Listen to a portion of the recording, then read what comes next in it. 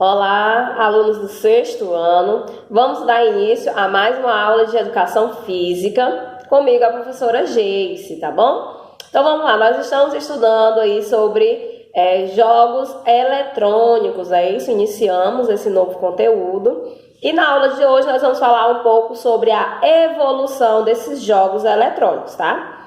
Nós sabemos que nem sempre os jogos eletrônicos foram da forma que eles são hoje, tão cheios de cores, de movimentos e sons e formas. Não mesmo, né? Houve todo um processo, um grande processo de evolução que ainda acontece até hoje. Esse processo ele não parou, ele não acabou. A cada dia que passa tem uma nova atualização, tem uma nova versão, tem uma nova tecnologia sendo inserida nos jogos eletrônicos, não é isso?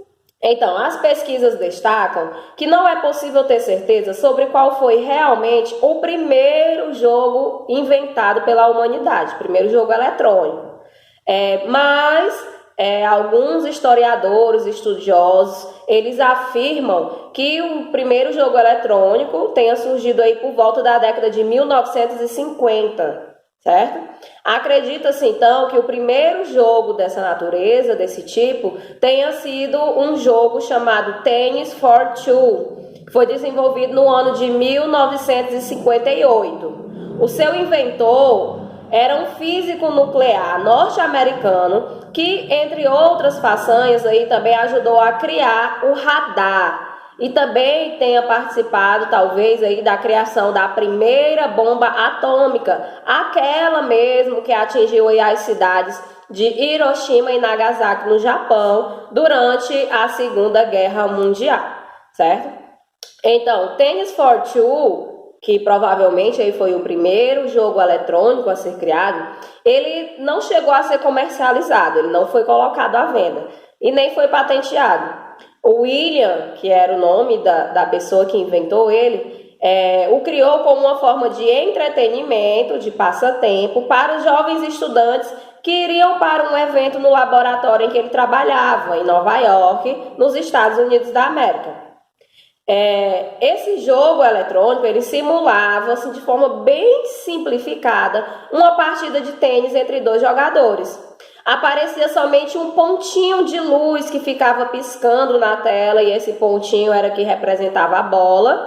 Também aparecia uma linha horizontal que representava a quadra e uma linha vertical que representava a rede. Os jogadores controlavam apenas a bola, que eles deveriam aí fazer com que ela passasse por cima da rede. O Tennis for Two era jogado por meio da tela de um osciloscópio, que era uma máquina que media sinais eletrônicos e mostrava em forma de gráficos em duas dimensões, ou seja, 2D. Hoje nós temos já aí jogos de quarta dimensão, quinta, sexta dimensão, não é isso? Para controlar a bola no Tennis for Two, que era o pontinho de luz que aparecia na tela, os jogadores manipulavam um controle que tinha apenas 2 botões. Esse controle ele era ligado até a máquina através de fios. Desde a criação do Tennis for Two até os dias atuais, os jogos eletrônicos evoluíram muito. E isso ocorreu em função dos estudos da humanidade em prol do avanço da tecnologia, o que permitiu o aprimoramento das máquinas em que eles são jogados.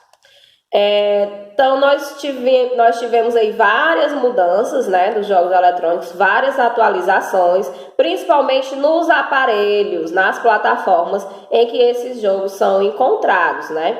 Os jogos, antigamente, eles eram encontrados nos arcades, que também eram chamados de fliperamas, não é isso? Que foram aí o primeiro tipo de jogos eletrônicos a serem comercializados. Mas para jogar no fliperama, as pessoas precisavam se deslocar até os estabelecimentos onde tinham uma dessas máquinas, né? Chegava lá, ela comprava uma ficha, pagava por uma ficha para poder jogar uma partida do jogo que ela escolhia, né? Ou era marcada ali no tempo ou por partida. Caso ela quisesse jogar novamente, ela teria que comprar outra ficha. Então, os fliperamas, eles foram muito populares na década de 1990, né? O primeiro representante da empresa Atari no segmento arcade foi o Pong. Foi um jogo chamado Pong, do ano de 1972. Pouco tempo depois, né, dessa febre do fliperama, veio a invenção dos consoles e as pessoas puderam ter seus próprios jogos em casa. Aí já não precisavam mais se deslocar, né, até os estabelecimentos para poderem jogar um jogo eletrônico. E então, os primeiros consoles vinham com os jogos instalados na memória do próprio aparelho. Não havia possibilidade de mudar os jogos. Se a pessoa quisesse jogar um outro jogo, ela precisava trocar o seu dispositivo, comprar outro, trocar com um amigo, né? Então, as empresas perceberam a necessidade de criar algum apetrecho, algum objeto que fosse portátil, que pudesse ser removido e que as pessoas pudessem variar os jogos que elas iriam jogar, né? Onde ficava armazenado ali vários jogos. Então, esses jogos começaram a ser armazenados e comercializados em mídias físicas, aí, que eram os conhecidos cartuchos, né? As fitas.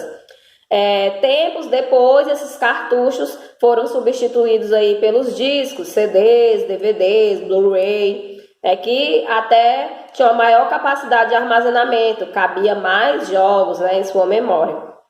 E isso contribuía para melhorar as condições gráficas e auditivas do jogo, ou seja, os jogos vinham com mais qualidade, né? Era melhor de se jogar. Os aparelhos controladores também sofreram alterações, né? Antes, eles eram os joysticks, chamados de joysticks, que eram os controles que as pessoas usavam para jogar os videogames, né?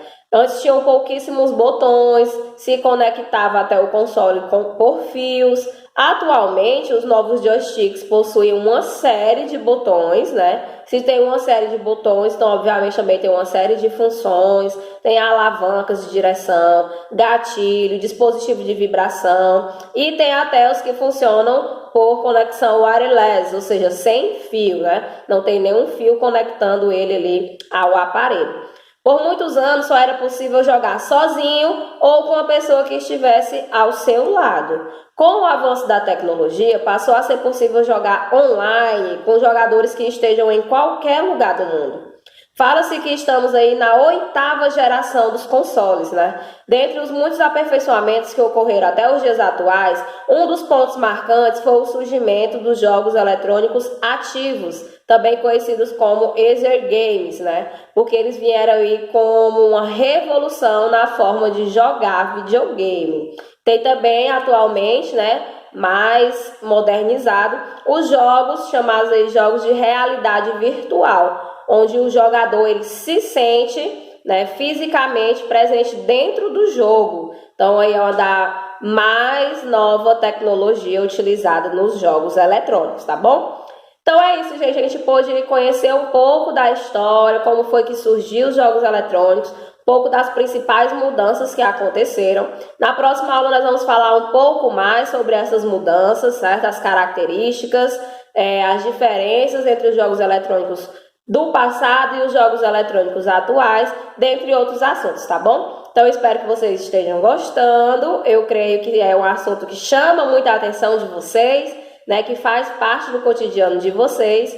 E é isso aí. Até a próxima aula. Quando a gente joga Minecraft, Fortnite, FIFA, League of Legends ou um jogo que a gente gosta bastante, parece que o nosso cérebro tira tudo que tem na nossa lista de prioridades, não é mesmo? Mas você sabia que nem sempre os jogos foram tão envolventes a ponto de tirar da nossa lista de prioridades todas as outras coisas que a gente tem que fazer? Eu sou o Bruno e hoje eu quero conversar um pouco com você sobre essa indústria gigantesca do mundo dos jogos eletrônicos. Vamos lá? Antes de começar, eu preciso deixar uma coisa bem clara para vocês.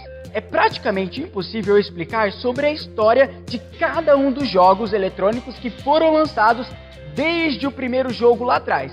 Então, eu vou ir marcando todas as épocas, todas as décadas que eu for explicando, trazendo os jogos aqui, mas eu não vou conseguir falar de todos os jogos. Combinado? Então, vamos para a década de 1950.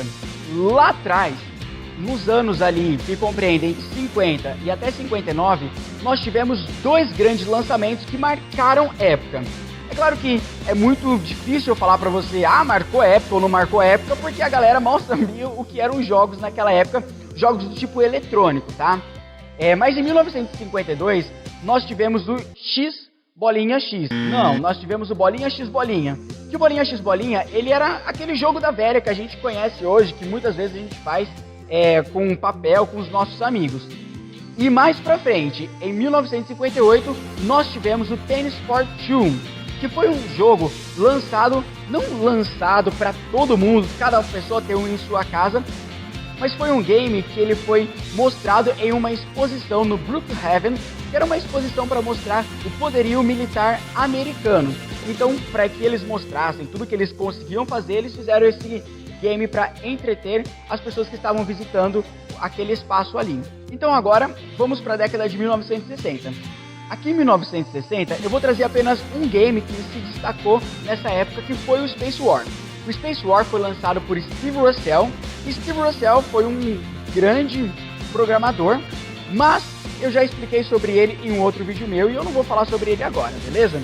Steve Russell, junto com alguns outros amigos, desenvolveram o Space War com o intuito de ser jogado. Essa era a grande diferença do Space War para o Tennis for Two, que foi o jogo lançado 58, 59, 60, 61, 3 anos antes. Então, o objetivo deles era, de fato, entreter o público. Porém, o jogo não foi comercialmente vendido porque os computadores daquela época eram do tamanho de uma sala dessa daqui e não ia dar para ter cada pessoa ter um em sua casa ou você sair andando com um desse pela rua. Era praticamente impossível. Na década de 70, nós tivemos alguns lançamentos que foram bem legais. Eu vou falar sobre 3 lançamentos que eu joguei esses games e me saltaram os olhos porque tinha uma interatividade, uma jogabilidade que não é como um game de hoje, mas é muito bacana como a forma que o jogo evolui. O primeiro deles é o Enduro, mas antes de falar do Enduro eu quero te dizer uma coisa. Em 1972, a Atari lançou o Atari 2600. O Atari 2600 trouxe uma novidade que, para aquele momento, para aquela tecnologia, era muito bacana, que você, com cartuchos, você inseria no console e você tinha vários jogos apenas trocando os cartuchos.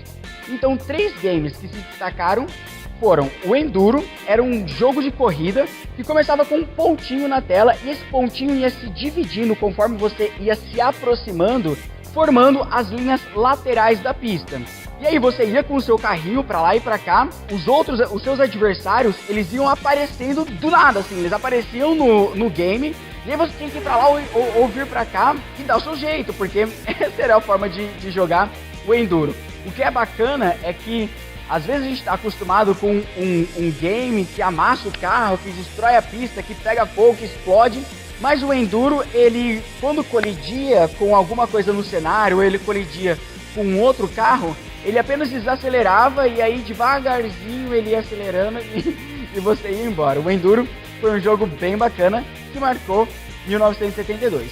Outro jogo que marcou a década de 70 foi o River Raid. O River Raid era uma nave que ficava por cima de um rio e você tinha que ir para a direita ou para a esquerda, atirando, é claro, dos obstáculos que iam aparecendo na sua frente. E o que era muito bacana é que o combustível do avião ia acabando e você tinha que abastecer e combater ao mesmo tempo os inimigos que às vezes cruzavam a tela, vinha para cá e vinha para lá e de repente tinha um inimigo que estava tentando atirar. É um negócio muito louco.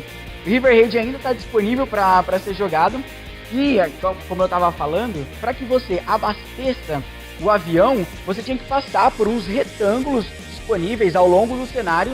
E aí você ia abastecendo e aí atirando ao mesmo tempo, conforme você estava abastecendo. E o que era bacana é que se de repente você tivesse abastecido, era só dar um tiro no posto e ele, pum! Não, ele não explodia, ele só desaparecia da tela. Muito legal o River Raid também. E em 79 foi lançado o Space Invaders, que juntamente com os outros estouraram em vendas. E aí a era dourada dos arcades começou então e veio uma explosão de outros games. Mas agora é hora de entrar na década de 80. Em 1990... A gente já tá em 90? Não. Em 1980 nasceu a estrela que até hoje brilha os olhos de muita gente. O Pac-Man nasceu, mas o Pac-Man ele nasceu com o objetivo de alcançar o público feminino.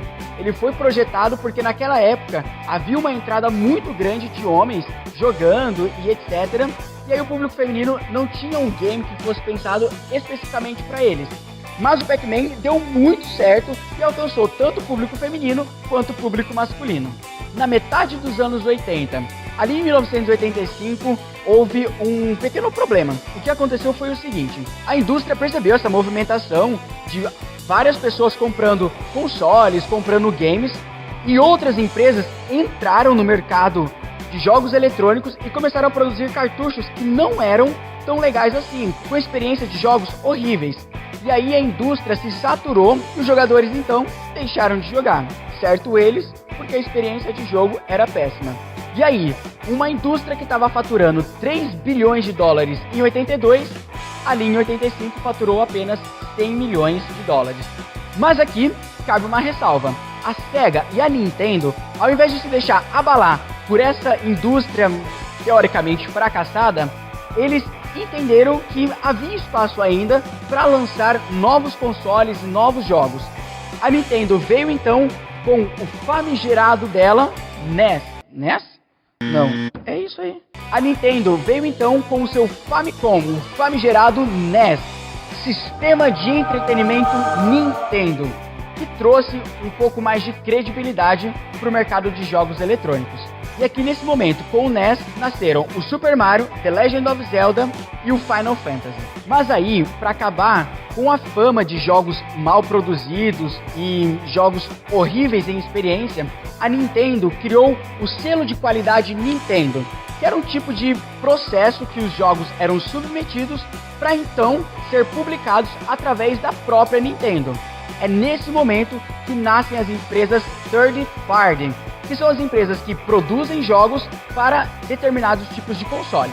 Nessa onda, com a baixa dos consoles e dos arcades, os jogos para computador começaram a se destacar por todo o mundo. E aí então nasceram gigantes da indústria que nós conhecemos hoje, como a EA, Electronic Arts,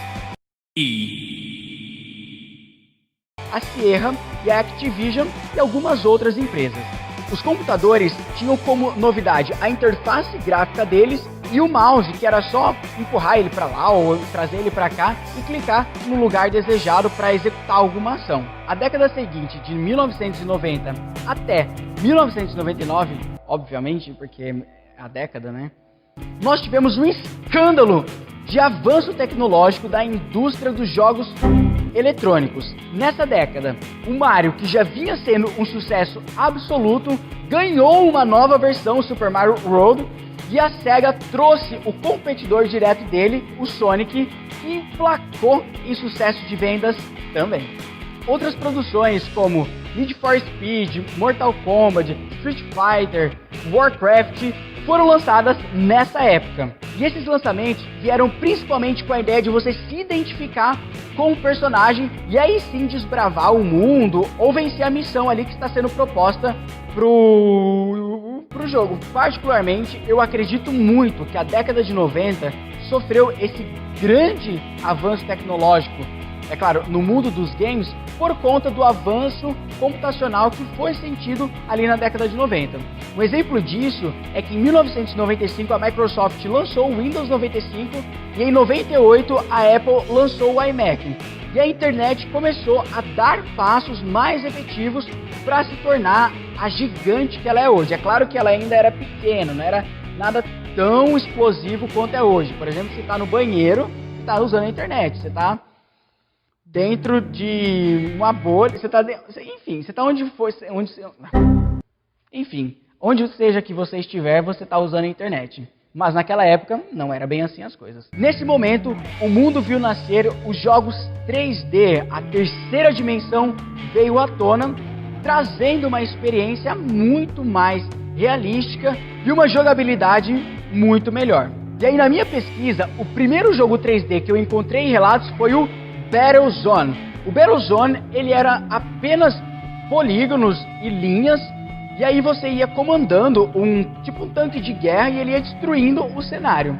Mas o que é curioso do Battlezone é que apesar dele ser em 3D e o avanço mais significativo do 3D acontecer na década de 90, ele foi lançado em 1980, muito distante da ascensão tecnológica computacional que foi vista nos anos de 1990. Em 1996 veio o lançamento do Tomb Raider, que foi um jogo que se destacou como um entrante dos jogos 3D então no mundo de consoles.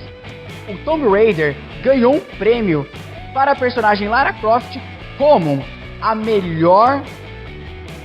Nossa, é tão grande que eu tive que anotar. A melhor aventureira heroína do mundo de videogame mais bem sucedida. Pá! Um título gigantesco esse game ganhou na época. Pra que o título desse? Exatamente. Eu nem sei falar o título direito. Tomb Raider então se tornou uma saga. Do lançamento dele em 1996 até os anos atuais de 2018, o game ganhou versões e aprimoramentos que, é claro, deixaram ele muito melhor. No final da década de 90, ainda é possível nós vermos alguns lançamentos que se destacaram e até hoje, em 2018, nós conseguimos utilizar versões melhoradas e versões que foram revistas desse game. Até aqui, eu falei desde 1952 até 2019 para alguns casos de alguns games. Houve um avanço tão grande, tão intenso, que eu decidi falar em um outro vídeo e não falar nesse vídeo.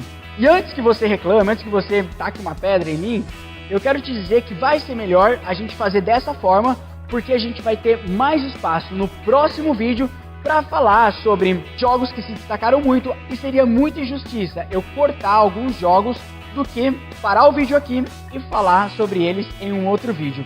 Combinado?